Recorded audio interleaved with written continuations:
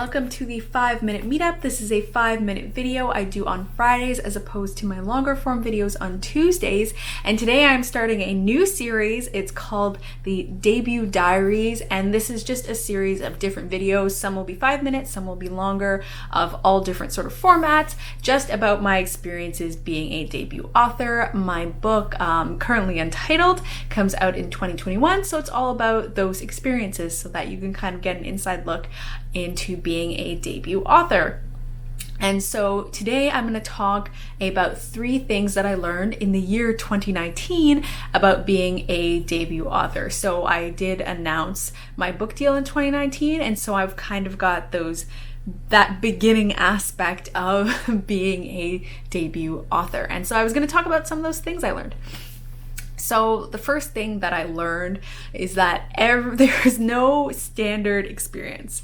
Everyone is having like a much different experience from each other.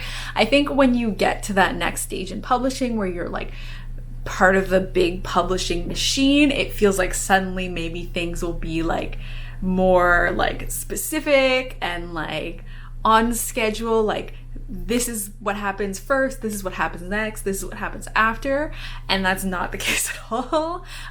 Different editors have different styles, different publishers have different styles. Like there's so much variation. Like sometimes one publisher will do this, sometimes another publisher won't. People will get their edit letters at all different times, people will get their contracts at all different times, people will get to announce their books at all different times, and experiences will be so wild. Like for example, for me, because I was going to BookNet Fest, I had kind of asked to kind of push to announce my book earlier, even though I didn't have a title, versus I know another author in the same debut year, same season, or they were in the same season then. I was almost in spring, but now I'm in summer. Anyway, and they had a book untitled, and they weren't allowed to announce because their book was still untitled, whereas I was. So things like that is like so different. And that's kind of just something to accept. That really helps. Like no one's gonna have one experience, but in the end, we're gonna debut in the same year, so it doesn't matter. So yeah, very different experiences. The second thing that I learned in 2019 about being a debut is that the debut group is really invaluable. So a lot of debuts in YA and MG at the very least, I'm not sure about adult books, but definitely in children's books, people will create a debut year. So like 2019 has its own debut group, 2020, 2021, and they'll make like a Facebook group, and that has been so good. I think when you get to different stages in your writing career, you kind of have different needs, and it's nice to be part of a specific group to talk about the specific experience that you're having. Like that's where you can be like, oh my God, why haven't I gotten to announce yet? How long have you been waiting to announce?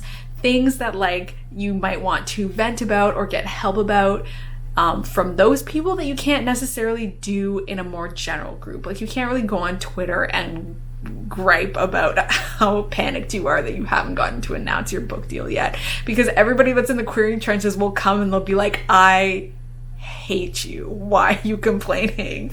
Versus in a debut group where other people are having like similar experiences, that's where you can go and you can kind of vent about that. And that's kind of that space for you. Also, those people will have a lot of information that you're kind of looking for at that time. Like you can be like, I'm having X problem with my edit letter. Is anybody else having this issue? And then you can hear from other people that are going through the same experience at the same time you are in the same debut group, which is super invaluable and nice. I'm like one of those people where community is so important to me. Like I really need community in the writing space to help me push through certain situations. Of course, I always have like individual friends, but it's nice to have like a full group to communicate with.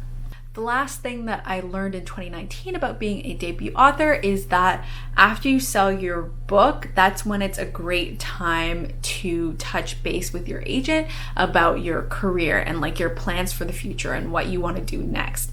because I feel like when you're querying and then you're finding you're getting an agent, you're on submission, you're so focused in on like that book. Like you may work on other projects, but your main focus is like selling that one book. And once you've sold it, there's so many other things that can come after that it's great to hash out with your agent. And that's a time where you can like talk about the direction of new projects and like when do you think you're going to be able to write a new project in relation to the project you now have on contract.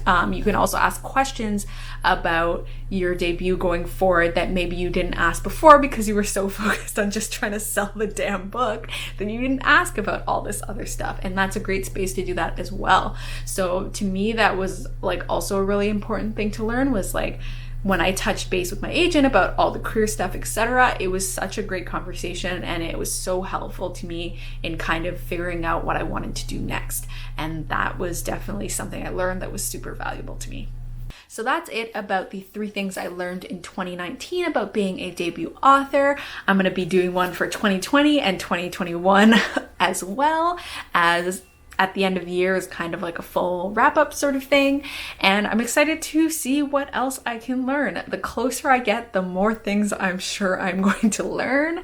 And please look forward to more from this debut diary series. I'm going to be posting at least 1 video a month from this series so that you can see all the behind the scenes of being a debut author. And if you like this video, please give it a thumbs up. If you have any comments for me, for sure, feel free to comment. If there's questions you have about the experience of being a debut author, put them in there. I may not be able to answer them at this stage now, 2 years or like 1 year, oh my God, 1 year before my debut, but I will try my best, or I can put that aside to talk about later. And if you haven't subscribed to my channel, please subscribe. I talk about writing advice, I talk about publishing, I do interviews and chats with other authors, and yeah. So if you want more of that content, definitely subscribe. And thank you so much for watching. Bye!